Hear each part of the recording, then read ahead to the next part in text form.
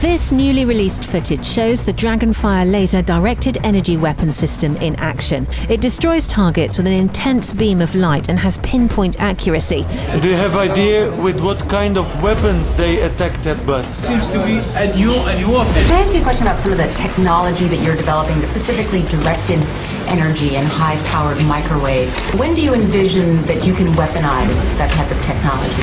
A pocket-sized directed energy weapon. Right now, it's burning through that pipe. What would happen if you did that to a human? Burn right through. Burn right into you. People are speculating about what could have caused the fires. One trending theory is that the fire started due to an attack from a directed energy weapon. How do the trees stay with the fire being so intense it melts the car? This thing, to melt metal is 3,000 degrees to melt cars. Today's guest contends that free energy technology has been weaponized and was used on the day of 9/11 to disintegrate the World Trade Center towers. He also contends that it is this undisclosed black technology which is the main factor behind the 9/11 cover-up. If the scientific community and public at large were to learn that this technology exists and that it could be used to provide the world with free energy, this would then neutralize the scarcity and fear agenda that the global elite uses to keep the human race in check. You know, if you listen to the Fox News broadcast, going back to the BBC thing and so on, they'd solved 9/11 45 seconds after the second plane had impacted, and, already we're mentioning Osama bin Laden. Osama bin Laden, the Saudi-born, now exiled to Afghanistan rebel leader. Osama bin Laden, according to this newspaper editor, warned 3 weeks ago that he would attack American interests, and he promised a very big one. Now, we cannot yet attribute this to Osama bin Laden. However, that was the promise from this fairly authoritative London newspaper. The Hutchinson effect is a collection of phenomena discovered accidentally by John Hutchinson in 1979 during attempts to reproduce the work of Nikola Tesla. Hutchinson uses radio frequency and electrostatic sources. The Hutchinson effect occurs in a volume of space where the beams intersect and interfere. The results are levitation of heavy objects, fusion of dissimilar materials such as metal and wood, anomalous melting without heating of metals, without burning adjacent materials.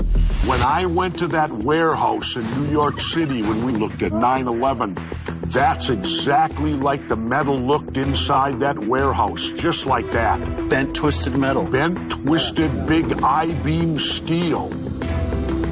It looked identical to that. It looked burnt. It looked twisted just like that. I recollect it from looking in that warehouse. As many of us suspected, the trees in these recent forest fires are not burning as they should be. This is common for a horrific firestorm. This is what's left. They all look like this. There's nothing left. The twigs, the needles, the branches, even the trees will burn down, sometimes to a low stump or even a hole in the ground. Not like this one. This was the big Coffee Park fire in Santa Rosa, where 4,700 homes were turned to white ash. And look at the trees. Why aren't they missing along with the houses? Those are eucalyptus back there, the round ones. Those are so flammable, a cigarette lighter in your hand can light those on fire. You can see the line, people. You can see a line, man. That means this thing is targeted. It's coming from somewhere. You can see that little line going right there, and it's heating up a spot. This is the same concept when we get the magnifying glass and we be torturing them ants and we able to focus a beam in the area. People, this ain't no sunlight, dry shrubs. It's wintertime. The air right now on the West Coast is humid. Why would God be targeting all of the places where the insurance companies backed out?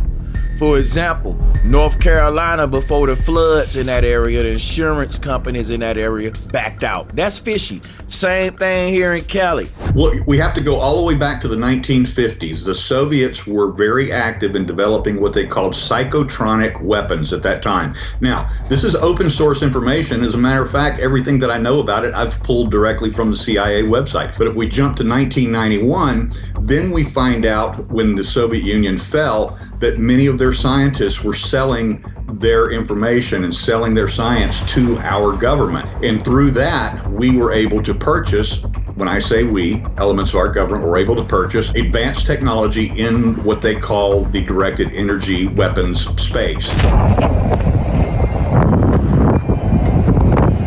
Not just truck-mounted riot control weapons where they have the big arrays mounted on top of a tank or a military armored vehicle of some sort, and that we have seen in crowd control of an actual audio device, an audio energy weapon, blasting at what they call super audio levels to clear crowds out. There are microwave versions of that they can blast at you and make you, for a 2-second pulse, it makes your skin feel like you're on fire and you run away from that. Those are the very basic things that we've seen around for a long time, but over the years they've got much more sophisticated and much more miniaturized to the point where they can carry them in backpacks now. So they have backpack size, and what some of these special operatives have described to me in great detail, what they call agitation weapons. And this is the thing that we fear the most, is that these weapons that we know have been used overseas in operations to create color revolution, to create riots, to create confusion. Some of these devices may now be being used here, and that's what we found in it was an IG report from the Department of the Interior investigating what happened on June 1st there at Lafayette Square Park in the District of Columbia. That was during the George Floyd BLM riots at that time, and we actually found from that IG report actual photos and descriptions of the use of one of these backpack-sized weapons. Now, the one that was used there, it can actually agitate, drive people crazy. They're the only ones they actually hear it. Some people call it the voice of God weapon. There's all kinds of names for it, but there's so many different arrays of this technology. They can talk to you inside your head, make you think that you're hearing voices.